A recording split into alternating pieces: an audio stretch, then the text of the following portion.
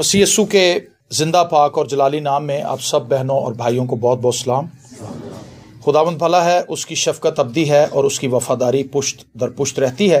हम खुदावंद के शुक्रगुजार हैं कि वो हर बार हमें ये मौका फराहम करता है कि हम उसकी हजूरी में आकर उसकी जिंदा आवाज़ को सुन सकें। मेरे साथ निकालिए यसाया नबी का सहीफ़ा, उसका 59वां बाब, चैप्टर नंबर 59 और उसकी पहली 3 आयात खुदावंद के कलाम में से हम तिलावत करेंगे। यसाया बाब नंबर 59, उसकी पहली 3 आयात खुदावंद के पाक कलाम में से तिलावत करेंगे।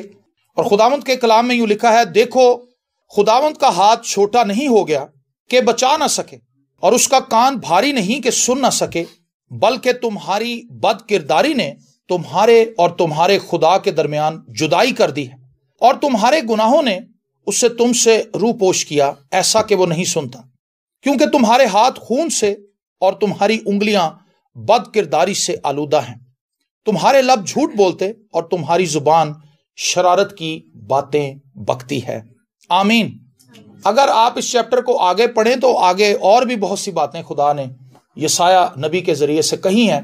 कॉमन क्वेश्चन जो आज लोग हमसे पूछते हैं, अपने आप से पूछते हैं कि मेरी दुआएं सुनी क्यों नहीं जाती, मेरे मसाइल हल क्यों नहीं होते, खुदा मेरी तरफ मुतवज्जा क्यों नहीं होता, खुदा मेरी तरफ क्यों अपने कर्म की निगाह नहीं करता, खुदा मुझे क्यों नजरअंदाज कर देता है, खुदा जब मैं उसके हुजूर झुकता हूं तो मेरी फरियाद पर कान क्यों नहीं लगाता। ये कॉमन क्वेश्चन है जो आज हर एक मसीही अपने आप से भी पूछता है, दूसरों से भी पूछता है, पादरी साहबान से पूछता है कि जी हम तो दुआ करते हैं लेकिन हमारी दुआ सुनी नहीं जाती। उसका जवाब खुदा ने खुद दिया है कि ना तो मेरा कान भारी है ना मेरा हाथ छोटा है, मैं सब कुछ करने की कुदरत रखता हूं और कोई ऐसा काम नहीं जो मेरे लिए मुश्किल है। खुदा ने अब्राहम से यही कहा था कि क्या मेरे लिए कुछ मुश्किल है, आप मुझे बताएं, क्या खुदा के लिए कुछ मुश्किल है? खुदा के लिए सब कुछ मुमकिन है। खुदा जो चाहता है वो कर लेता है, क्योंकि वो सब कुछ करने की कुदरत रखता है, उसके पास इख्तियार है, वो इख्तियार वाली शख्सियत। ऐसा कोई काम नहीं इस दुनिया में जो खुदा ना कर सके। लेकिन लिखा है, बल्कि तुम्हारी बदकिरदारी ने तुम्हारे और तुम्हारे खुदा के दरमियान जुदाई कर दी है, और तुम्हारे गुनाहों ने उसे तुमसे रूपोश किया, ऐसा कि वो नहीं सुनता।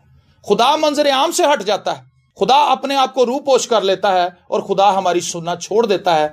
क्यों? क्योंकि हम बद किरदार हैं, हमारी पर्सनैलिटी के अंदर बद किरदारी मौजूद है। और मैंने अपनी इस 22 साला खिदमत की प्रैक्टिस में एक चीज मुश्तरक पाई है लोगों में, जिसे मैं एक बड़ा गुनाह समझता हूं, वो ये कि हम बार बार खुदा के हाथ के नीचे से निकल के अपनी सोचों पर, अपनी पर्सनैलिटी पर, अपनी लियाकत पर, अपनी जो हमारी पीआर है, इर्द गिर्द लोगों से मिलत गिलत है, उसको हम ज्यादा तरजीह देते हैं। हम खुदा पर तकिया करने की बजाय इंसानों पर तकिया करने लगते हैं। यह हमारा एक बहुत बड़ा गुनाह है। हम उस जरिए से निजात पाना चाहते हैं जो खुदा का निजात बख्श जरिया नहीं है। मैं बार बार ये बातें कहता हूं, लेकिन असल में बात यह है कि हमारी बीमारी वही है तो इलाज तो वही होना है। बार बार खांसी के लिए मॉक्सल कैप्सूल या 2-4 कैप्सूल और है, वो बार बार वही एंटीबायोटिक्स ही मिल लें। ऐसा तो नहीं हो सकता कि बीमारी वही है और दवाई आपको कोई और दे दी जाए। हमारी बीमारी वही है। देग हमारे मसले का हल नहीं है। अपने घर में देग पकवा के और इबादत करवा के खुदा की शुक्रगुजारी करके कहते लो जी असी तो पिछले महीने देग देती सी, खुदा का शुक्र है महीना हम सही निकलेगा। ये गलत तरीकाकार।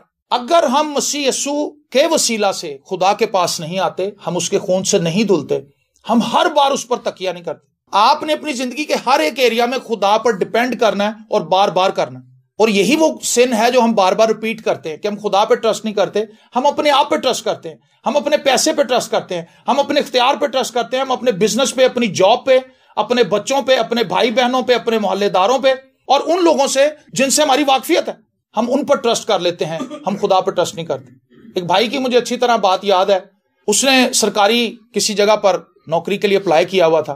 तो पादी साहब ने उनसे कहा कि सर दुआ करते हैं। कहता जी नहीं, दुआ की लोड़ नहीं है, मैं पैसे लाते हैं पहले। कहता मैं अपना काम करता या दुआ नल किया। जस्टिस में कहते ले भी उसने कर दिया हुआ काम हमने, लेकिन उसको जॉब नहीं मिली। अगर वो पादी साहब से कहता कि हाँ जी भाई साहब आप जरूर दुआ करें, मेरा ईमान है कि अगर आप दुआ करेंगे तो मेरा काम बन जाएगा, उसने कहा नहीं जी दुआ की जरूरत नहीं, मैं पहले रिश्वत देती हुई। लेकिन उसके पैसे खाए गए, उसके पैसे खाए गए, क्योंकि उस शख्स ने खुदा की बजाय अपनी रिश्वत पर, अपने पैसों पर, अपने उस इख्तियार पर जो उसके पास था उस पर तकिया किया और वो नाकाम हो गया। इसी चैप्टर के आगे एक आयत है, 8वीं आयत का आखिरी हिस्सा है, लिखा है वो अपने लिए टेढ़ी राह बनाते हैं, जो कोई उसमें जाएगा सलामती को ना पाएगा। खुदा की राह टेढ़ी नहीं है, खुदा की राह सीधी है। खुदा हमें सीधा रास्ता दिखाता है। मसीह सुनकर राह, हक और जिंदगी मैं हूं, कोई मेरे वसीले के बगैर बाप के पास नहीं आ सकता। राह, हक और जिंदगी यीशु है। हमने यीशु को अडॉप्ट करना है, हमने यीशु को फॉलो करना है, हमने यीशु को तकना है। और जब हम यीशु को तकेंगे, यीशु को फॉलो करेंगे, यीशु के साथ रहेंगे, तो हम सीधी राह पर चलेंगे।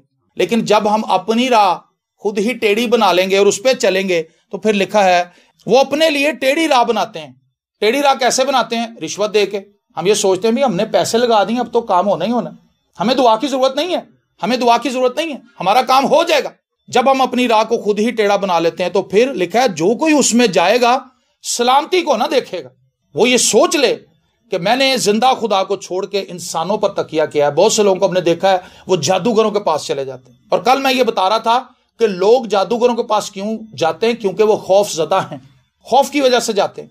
मतलब जिनके बाप दादा पीछे से जा रहे थे, वो इसलिए नहीं छोड़ पाते कि हमारे बाप दादा से ये रस्म चली आ रही है, अगर हमने जाना छोड़ दिया तो देवी देवता हमसे नाराज हो जाएंगे और फिर हम पर कहर नाजिल हो जाएगा, और वो जिंदा खुदा के खौफ को एक तरफ कर देते हैं। अच्छा, जादूगरों के पास जाना शुरू कर दिया इसलिए कि हमारे बाप दादा के देवी देवता हमसे नाराज ना हो जाए। क्यों? वो खौफ खाते थे अपनी बाप दादा के देवी देवता से कि अगर वो नाराज हो जाएंगे हम पे तो लानतें नाजिल हो जाएंगी। जब देवी देवताओं के पास जाना शुरू हो गए, फिर एक खौफ और उन पर मुसल्लत हो गया, यार वैसे खुदा भी है, हाँ अगर चर्च ना गए तो खुदा नाराज हो जाएगा, ऐसा संडे चर्च भी जाना जे। सुन लो मेरी गल सारे।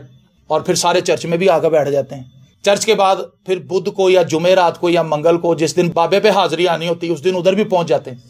दोनों तरफ जा रहे हैं, दोनों तरफ जा रहे हैं। और उससे होगा क्या? उससे होगा ये कि तबाही आएगी उनकी लाइफ में, वो निजात से दूर रह जाएंगे। ये वो टेढ़ी राहें हैं जो हमने खुद अपने लिए बनाई हैं, और जब हम इन पर चलेंगे तो हम कभी सलामती को ना पाएंगे। खुदा ने कहा मैं तुम्हारी इसलिए नहीं सुनता, मैं तुम्हें तुम्हारी दुआओं का जवाब इसलिए नहीं देता क्योंकि तुम लोगों के अंदर बदकारी है, तुम लोगों के अंदर गुनाह है, तुम लोगों के अंदर सिन है, और तुम मेरी राहों पर चलने की बजाय अपनी टेढ़ी राहों पर चलना पसंद करते हो। टेढ़ी राहें कभी भी हमें सलामती की राह की तरफ नहीं लेके जाएंगी। मिसाल की किताब में लिखा है इंसान को अपनी सब राहें ठीक नजर आती हैं, लेकिन आखिर में मौत की राहें। सबसे बड़ा क्वेश्चन, सर जी हमारी दुआएं नहीं सुनी जा रही, तो जरा अपने ऊपर निगाह करें। मैं हर रोज इस बात के लिए दुआ करता हूं कि खुदावंद कहीं मैं टेढ़ी राहों की तरफ ना चला जाऊं। ये कोई फख्र की बात नहीं है कि हम खुदा के साथ चल रहे हैं, ये हलीमी और फरोतनी के साथ चलने का काम है। ऐसा नहीं है कि 22 साल सही गुजर गए या 30 साल सही गुजर गए, किसी के 40 खुदावंद के साथ गुजर गए तो आगे भी ऐसा ही होगा। लिखा है जो कोई अपने आप को कायम समझता है गौर करे कि कहीं गिर ना पड़े।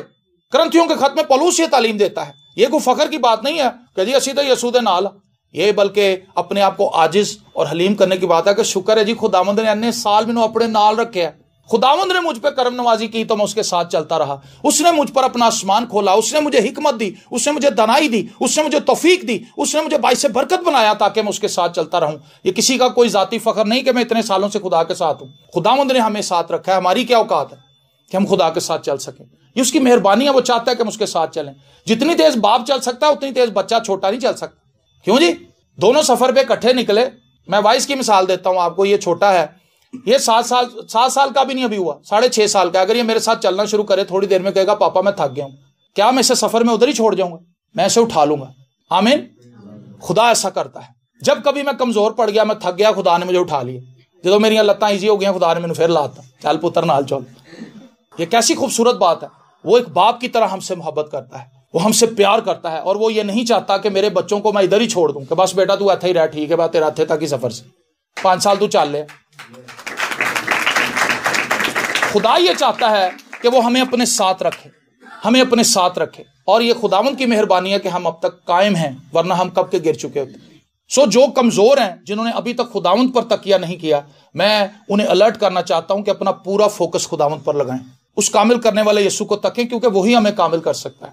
जब हम खुदावंद में रहकर दुआ करते हैं, जब हम खुदावंद में रहकर सोचते हैं, जब हम खुदावंद में रहकर सोचते हैं, तो हम दुआई वो करते हैं जो उसके कलाम के मुताबिक होती है। जब हम खुदावंद में रह के नहीं सोच रहे होते, तो फिर हम पादी साहब से दुआ करवाते हैं, पादी साहब एक मुस्लिम फैमिली है, उनकी बेटी है, हमारा बेटा कहता है कि उससे शादी कर दें, दुआ करें कि वो मान जाए। अब कलाम में यह मना किया गया है कि भाई तुमने गैरों की बेटियां नहीं लेनी, ना अपने बेटे उनको देने, तुमने नहीं लेने, ना अपनी बेटियां उनको देनी, उनके साथ तालमेल नहीं बनाना। खुदा ने बनी इस्राएल को भी यही सिखाया था, लेकिन उन्होंने खुदा की हुक्म अदूली की और उन्होंने अपनी बेटियां उन्हें देनी शुरू की, और उनकी बेटियां उनके बादशाहों ने ब्याह ली। सुलेमान ने यही हरकत की थी कि वो गैर कौम की खूबसूरत औरतों को ब्याह के ले आया। वो उनकी खूबसूरती पर फरीफ्ता हो गया और वो उनको ले आया और उन्होंने भी एक खास मसलहत के तहत अपनी बेटियां उसको दी ताकि ये ताकतवर बादशाह के साथ हमारा भी कोई ताल्लुक बन जाए। और फिर हुआ क्या, उसने मंदिर बनवा दिए। उन औरतों को जो गैर कौमों से आई थी उनको विन नहीं कर सका। विन उनको क्या करना था, उसने वो तो खुद उनके ऊपर फरीफ्ता था। उसने कहा बादशाह देख, तेरी हैकल है, तेरे लोग इबादत करते हैं, मैं जिस देवता की इबादत करती हूँ उसका यहाँ मंदिर ही कोई नहीं। उन्होंने कहा मैं बादशाह मां कल ही मंदिर बन जाएगा। और स्पेशल उसका बुत ला के नस्ब करवाया मंदिर और जाके खुद देवताओं को सजदे भी करने लगा। ये फखर की बात नहीं है कि आप कायम हैं। मैं उस बात पे वापस आता हूँ। खुदावंद अगर हमें कायम रखे तो हम कायम रह सकते हैं। इसीलिए हमें खुदावंद के फजल के ताबे रहना है, खुदा के हाथ के नीचे रहना है और अपने आप को आजिज, खाकसार, फरोतन और हलीम बनाए रखना है। ये फखर की कहानी नहीं है। जब किसी शख्स पर जवाल आता है उससे पहले उसके अंदर तकब्बुर आ जाता है। जब किसी शख्स में तकब्बुर आ जाए समझ ले इसका जवाल यकीनी है। उसने अपना मुकद्दर अपने हाथ से लिख दिया है कि लो जी और मैं तबाह होने लगा जी, क्योंकि कलाम में लिखा है जवाल से पहले तकब्बुर है। और जब खुदा किसी को एग्जॉल्ट करता है वो शख्स हलीम, आजिजी के साथ, खाकसारी के साथ भर जाता है। जब आप किसी को आजिज देखें, एक तो होती है ज़ाहिरी आजिजी, पाजी की हाल है, हालेलुया जी, ये एक आजिजी है, बनावटी, रियाकारी। ये फरोतनी खुदा की नजर में फरोतनी नहीं है। फरोतन वो है जो दिल से फरोतन, जो दिल से मोहब्बत करने वाला है, दिल से आजिज है। उस शख्स के लिए भी खुदा उनका कलाम ये बताता है कि उसके लिए कामयाबी है, सरफराजी है। सरफराजी से पहले फरोतनी है। आमीन।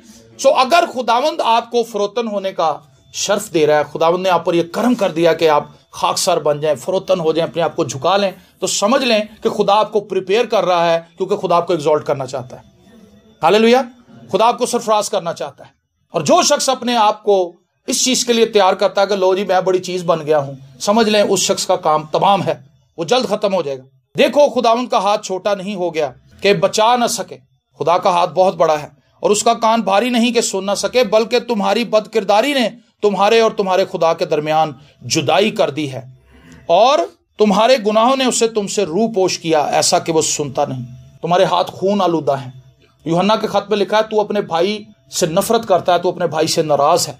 और यूहन्ना अपने खत में उसे खूनी कहता है। जो अपने भाई से नफरत करता है, अपने भाई से नाराज है, उसने अपने दिल में उसके लिए नफरत रखी हुई है, वो शख्स खूनी है। देखें कितना बड़ा ये जुर्म है जो हम में से ज्यादातर लोगों ने कर रखा और हमें पता ही नहीं। हम बड़े फखर से बताते हैं, ऐसे नहीं उन्होंने मिलते। ये फखर नहीं है, ये खौफजदा होने वाली बात। हम इससे बड़ा फखर करते हैं। मैं नहीं जी किसी ने बुलांदा, मैं नहीं मुंह लांदा किसी ने। क्यों? क्योंकि नौकरी अच्छी है, पैसे आ रहे हैं, डॉलर लमक रहे हैं जेबां च, और हमारे अंदर ये बड़ा फखर है मुझे किसी की जरूरत नहीं। असल में हम ये कह रहे होते हैं, इन साइड हमारा मैसेज ये है मुझे किसी की जरूरत नहीं है, मेरी जॉब बड़ी अच्छी है, मेरा कारोबार बड़ा चल रहा है, पैसा बड़ा आ रहा है, मुझे किसी से कोई सरोकार नहीं। किसी ने मिलना है तो मिले, मगर नहीं मिलना है तो जाओ। ये बड़े अल्फाज हैं, ये बड़े फखर की बातें हैं। लेकिन वही लोग चंद दिनों के बाद शादी में साइड पे बैठे होते हैं, नौकरी छुट गई होंगी, फिर वो आप ही सारे दे टेबल से जाके सलाम कर रहा है, भाभी तुसी ठीक हो, चाची तेरा की हाल। अब उसके अंदर आजी आ गई, फरोत नहीं आ, क्योंकि उन्होंने पता भी हुण मेरे को कुछ नहीं रह गया, गड्डी जड़ी सी वो भी वेच गई है, तो हुण मैं किसी को लिफ्ट लैके जाना। फिर वो बड़ा खाकसार, हलीम और फरोतन हो जाता है। खुदा एक मिनट में हमारी अकड़ तोड़ के रख देता है।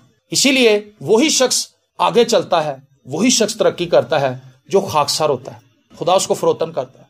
तो ये गुनाह मत करें कि अपनी तरक्की को देखकर, अपने रुपए पैसे को देखकर, अपने स्टेटस को देखकर आप ये फखर करें कि अब सब कुछ ठीक है जी, कोई जरूरत नहीं, हमें दुआ करने भी कोई जरूरत नहीं, पादरियों ने बुलाओ दुआ कराओ तो बस ठीक है। वो खुद भी नहीं बैठते दुआ में। इतने सालों में ये तजर्बा कई बार हमें हुआ है। जिस फैमिली ने इबादत कराई वो बैठी नहीं, जो गेस्ट आए थे उन्होंने कलाम सुना, उन्होंने हमारे साथ वर्शिप की, हम गीत गूत गा के आपस में सारे आ गए। क्यों जी सर? आपस में गीत गा के आ गए, खुदा ने हमें खाना भी खिला दिया, बरकत भी दे दी, हम आ गए। लेकिन उस फैमिली के जहन में यह था कि इबादत तो ऐसी ही कराई है ना उन्होंने कलाम सुना, ना उन्होंने गीत गाए, ना उन्होंने दुआ में शिरकत की, ना वो खुदा के जोर बैठे, वो बरकत को मिस कर गए। बरकत हमने पा ली। तो कहना मैं ये चाहता हूं, अपने ऊपर तकिया ना करें, खुदा पर तकिया करें। हमारी दुआओं का सुना ना जाना, इसकी सबसे बड़ी वजह यही है कि हम खुदा की बजाय अपने ऊपर तकिया करें, अपनी दुआओं पर भी ट्रस्ट ना करें। कुछ लोगों को मैंने देखा अपनी दुआ पर बड़ी, 3 घंटे दुआ करनी है, दिल्ली 3 घंटे खुदा दे जोर चुकनी है मैं, और उसके बाद 6 घंटे जुबान चलानी। क्यों जी? क्या है ऐसी दुआ? ये यूजलेस है। आप अपना टाइम वेस्ट कर रहे हैं, 3-3 घंटे दुआ कर रहे हैं, 4-4 घंटे दुआ कर रहे हैं, उसमें पता नहीं कौन कौन सी बातें खुदा से कर रहे हैं, लेकिन उसके बाद हमारा रवैया अपनी दुआ के टोटल ऑपोजिट है। खुदा कैसे सुनेगा? लिखा है गुनाहगार की दुआ भी गुनाह गिनी जाए। कितना सख्त जुमला है ये, गुनाहगार की दुआ भी गुनाह ही गिनी जाए। गंदे पानी में नेस्ले का पानी डाल दे, उन्हें गंदा ही हो जाना। क्यों जी? गटर से मैं एक भर के ले आऊं डब्बा, तो ਉਹਦੇ ਚ नेस्ले की 1.5 लीटर की बोतल पा दे। अब वो पानी तो साफ था, लेकिन वो गंदा क्यों हो गया? क्योंकि वो गटर के पानी के साथ मिल गया। इसी तरह एक गुनाह आलूद जिंदगी, जब तक कोई शख्स दुआ नहीं करता, खुदा के हुजूर माफी का तलबगार नहीं होता, वो शख्स अपनी जिंदगी को पाक नहीं कर सकता। हमें अगर कोई दुआ हमारे लिए कारगर है तो वो ये कि खुदा मैं गुनाहगार हूं, मुझे माफ कर, मुझे अपने बेटे यस्सु के खून से धो दे, मुझे पाक और साफ कर दे, ताकि मैं तेरे हुजूर खड़ा हो सकूं। फिर उसके बाद जब हम कोई नेकी करेंगे तो खुदा उसको कंसीडर करे, क्योंकि हमने मसीह में रहकर वो किया है। अगर आप मसीह से हटके नेकियां कर रहे हैं तो वो किसी काम नहीं आने, क्योंकि आप ऐसा ही कर रहे हैं जैसे आप गटर के अंदर नेस्ले का पानी डाल रहे हैं। गटर के अंदर नेस्ले का पानी डालने से गटर ने साफ नहीं हो जाना, नेस्ले के पानी ने खत्म हो जाना। किन्ना को पाओगे पानी? फकीर को 10 रुपए दे दिए, खुश कहता चलो शुक्र है किसी दे तो मैं काम आया। 10 रुपए से क्या होना भाई?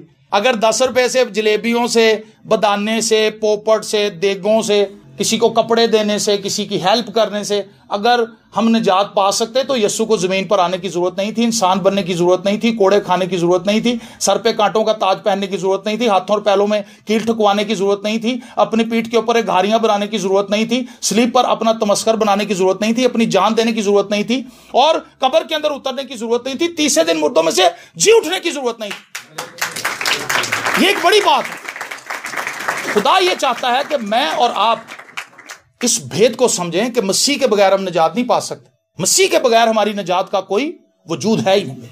हमारी बदकिरदारी ने खुदा को हमसे दूर कर रखा है। तुम हनूस कह भी ना चुकोगे तो खुदावन तुम्हारी सुन लेगा। अपने महबूब को वो नींद ही में दे देता है। खुदा अपने महबूब को देता है। किसको देता है जी? उसका महबूब कौन है? जो बड़ा नेक है? नहीं, उसका महबूब वो है जो उसके बेटे से मोहब्बत करता है। मैंने खुदावंद के हुजूर इस बात के लिए बड़ी जुस्तजू की कि खुदावंद तेरा महबूब कौन बन सकता है? क्या वो जो बड़ा नेक दिल है? क्या वो जो बड़ी खैरात करता है? क्या वो जो लोगों में बड़े पैसे बांटता है? क्या वो जो लोगों की हेल्प करता है, मदद करता है, वो बहुत खाकसार है, किसी की बात सुन के बर्दाश्त कर लेता? खुदा ने कहा नहीं बेटा, इनमें से कोई भी क्वालिटी ऐसी नहीं है जो तुझे मेरी नजर में महबूब बना सकती। अगर तू मेरे बेटे यस्सु पर ईमान लाएगा तब तू मेरा महबूब होगा। आमीन। कितना आसान है। फिर जब हम मसीह को अपना महबूब बना लेते हैं, मसीह से मोहब्बत कर लेते हैं, मसीह के साथ जुड़ जाते हैं, तो फिर हम वही कुछ करने की कोशिश करते हैं। आप जिसको फॉलो करना शुरू कर देना, आप उसकी मानंद बनते हैं। हर जमाने में एक्टर्स मशहूर होते हैं और लोग उनको फॉलो करते हैं, उन्हीं जैसे कपड़े पहनते हैं, उन्हीं जैसा स्टाइल बना लेते हैं बालों का, और उन्हीं की तरह चलने की कोशिश करते हैं, उसी की तरह आवाज बनाने की कोशिश करते हैं, क्योंकि वो उनको फॉलो कर रहे होते हैं। वो समझते हैं कि ये बंदा वो है जो वाकई यार क्वालिटी वाला, क्लास वाला बंदा है, ऐसी तरह अगर मैं लगांगा ना तो मैं बड़ा जचांगा, और फिर उसकी मानंद बनने की कोशिश करते हैं। अगर हमने क्राइस्ट को फॉलो करना शुरू कर दिया तो हम क्राइस्ट की मानंद बनने की कोशिश करेंगे, क्राइस्ट की मानंद बनने की कोशिश करेंगे, और ये चीज खुदा को पसंद है। खुदा ये चाहता है कि हम क्राइस्ट को जरूर फॉलो करें। आमीन। और मैं हमेशा ये बात बताता हूं कि मसीही जिंदगी के अंदर रियाकारी का कोई अमल दखल नहीं है। एक एक्टर जितनी अच्छी एक्टिंग करता है उसको उसके लिए अवार्ड मिलता है। क्यों जी? फलानी फिल्म के लिए अवार्ड, और उसको अवार्ड दिया गया कि जी आपने बड़ी ही अच्छी एक्टिंग की थी, आपने बहुत ही अच्छा फकीर का रोल किया था। हालांकि आप फकीर नहीं है, लेकिन आप ऐसे बन गए कि फकीर ही लगे, इसलिए आपको अवार्ड दिया। आप डाकू नहीं है, लेकिन आप इतने अच्छे डाकू बने कि लगा के उन्हें डाका मार दे, एलो फड़ो अवार्ड। जितना ज्यादा कोई शख्स अच्छी रियाकारी करता है उसको उतना ही ज्यादा अच्छे तरीके से पजीराई मिलती है दुनिया में, उसको एक अच्छा एक्टर तस्लीम किया जाता है। लेकिन क्रिश्चियन लाइफ में एक्टिंग का कोई वजूद ही नहीं। क्रिश्चियन लाइफ में जो एक्टिंग करेगा वो दोजख में जाएगा। क्रिश्चियन लाइफ जो है वो रियलिटी है, ये एक्टिंग नहीं है। मसीही जिंदगी में अगर हमने चलना है तो हमने ट्रू चलना है। हाँ जी मैं गुनाहगार हूं, हाँ जी मेरे से गुनाह हो गया, हमने खुदावंद में रह के चलना है, हमने अपनी सही तस्वीर दिखानी है, और हमने खुदा के सामने भी अपने आप को ठीक रखना है। आपको बात समझ आई है? हमने ट्रू लाइफ खुदावंद में रहकर गुजारनी है। जो कुछ हम करेंगे हम खुदावंद में रहकर करें। जब हम कुछ खाने लगे हम ये सोच लें क्या मेरे इस खाने से खुदा नाराज तो नहीं होगा। उस बीन्स की कहानी आपको याद है ना, जो बच्चों की अक्सर हमने सुनाई है आपको, कि एक बच्चे ने तौबा कर ली टीवी देख के, वो कलाम सुन रहा था, उसने तौबा कर ली और उससे मसीह को कबूल कर लिया। आंसुओं के साथ उसने खुदावंद की हुजूर अपने गुनाहों का इकरार किया। और जब शाम हुई उसकी माँ ने खाना बनाया तो आलू फलियां बनी हुई थी। तो उसने कहा कि अम्मी जी आपने जो आलू फलियां बनाई हैं क्या ये यस्सु को पसंद है? उसने कहा बेटा यस्सु का आलू फलियों से क्या ताल्लुक है? उसने कहा नहीं आप बताएं क्या यस्सु को आलू फलियां पसंद हैं कि नहीं पसंद? उसने कहा हाँ बेटा यस्सु को पसंद है, यस्सु ने तो बनाई है आलू फली, इसीलिए तो उसने बनाई है, तो उसको पसंद है तो उसने बनाई है। उसने कहा हाँ फिर मैं खाऊंगा। उसने कहा लेकिन आपने ये सवाल क्यों पूछा? तो बच्चा कहने लगा मैं इसलिए पूछ रहा हूं क्योंकि यीशु मेरे अंदर रहता है। अगर मैंने आलू फलियां खाई और उसको पसंद ना हुई तो कितनी बुरी बात है। देखें एक बच्चे की सोच और हमारी सोच, हम वो खा रहे हैं, हम वो देख रहे हैं, हम वो सुन रहे हैं, हम वो बोल रहे हैं जो उसकी मर्जी के मुताबिक नहीं, तो भी हम कहते हैं यीशु हमारे अंदर है। कैसे धोखे का शिकार है हम। इसलिए हमें अपने आप पर नजर करनी है। खुदा का हाथ छोटा नहीं। 2021 में खुदा बहुत कुदरत वाले काम करेगा। खुदा करना चाहता है आपकी जिंदगी में, मेरी जिंदगी में, हमारी जिंदगी, हमारी फैमिलीज में। खुदावंद अपने कुदरत वाले कामों को जरूर ही जारी करेगा क्योंकि वो बरकत देने वाला खुदा है और वो बरकत देना चाहता है। लेकिन प्रॉब्लम हमारे एंड पे है। एक आखिरी जुमला, एक आखिरी वर्स और पढ़ ले, यिर्मयाह नबी का सीफा। देखिए सेम वही बात जो यशायाह कह रहा है। यिर्मयाह 5वां बाब उसकी 25वीं आयत में लिखा है, तुम्हारी बदकिरदारी ने इन चीजों को तुमसे दूर कर दिया और तुम्हारे गुनाहों ने अच्छी चीजों को तुमसे बाज रखा। हमारे गुनाहों ने अच्छी चीजों को हमसे बाज रखा। खुदा अच्छी चीजों को बाज कर लेता है। इसकी काम मिसाल है, जब एक बच्चा ढीठ होता है, बात नहीं मानता, तो माँ बाप चीजें छुपा लेते हैं। चॉकलेट्स भी, लॉलीपॉप्स भी, सब कुछ छुपा लेते हैं कि उसको उस वक्त देंगे जब ये होमवर्क करेगा, जब ये बात मानेगा। बहुत सी चीजें खुदा ने छुपाई हुई हैं, वो हमें इसलिए नहीं मिल रही क्योंकि हम बदकिरदारी में जिंदगी गुजार रहे हैं। आप कहें खुदावंद मुझे इन गुनाहों से बचा ताकि वो चीजें जो तू मुझे देना चाहता है वो मुझे मिले। आमीन। वो चीजें हमारी जिंदगी से ताल्लुक रखने वाले हर एक एरिया में ब्लेसिंग की सूरत में मौजूद है खुदा के पास। खुदा हमें हमारी जिंदगी के हर एक एरिया में ब्लेस करना चाहता है, लेकिन अपनी कमजोरियों से आप खुद वाकिफ हैं। आपकी कमजोरी क्या है? अपनी आंखों को बंद करें। आप ये बात जानते हैं कि मेरी कमजोरी क्या है, किस जगह पर मैं नाकाम होता हूं, किस जगह पर मैं नाकाम होती हूं, वो कौन सी बात है जो खुदा को पसंद नहीं। मैं बार बार उसमें गिर जाती हूं, मैं बार बार उसमें गिर जाता हूं। आज खुदावंद हमें ये मौका दे रहा है, आज खुदावंद हम पर ये मेहरबानी कर रहा है। खुदावंद हमें एक दफा फिर से ये बात जता रहा है कि हम अपने गुनाहों का इकरार करें, अपने गुनाहों से तौबा करें और हम खुदावंद के हुजूर आकर उससे बरकत पालें। सो मैं ये चाहूंगा कि आप हम सब आज अपनी जिंदगी पर गौर करें। मेहरबान आसमानी बाप, तेरे शुक्रगुजार हैं कि तेरा हाथ छोटा नहीं, तेरे कान भारी नहीं। तू हमारी दुआओं को भी सुनना चाहता है और तू हमारे लिए काम भी करना चाहता है। लेकिन खुदावंद इस बदकिरदारी को जो हमारी लाइफ के अंदर है, जो हमारे अंदर छुपी हुई है, कहीं हमारी जिंदगी से दूर कर और अपने बेटे यीशु के खून से हमें धो दे, हमें पाक और साफ कर दे, ताकि खुदावंद अपनी जिंदगी से तेरा जलाल जाहिर कर सके। आज तेरी बरकत को कसरत से अपनी जिंदगी में चाहते हैं, यीशु के नाम में, आमीन।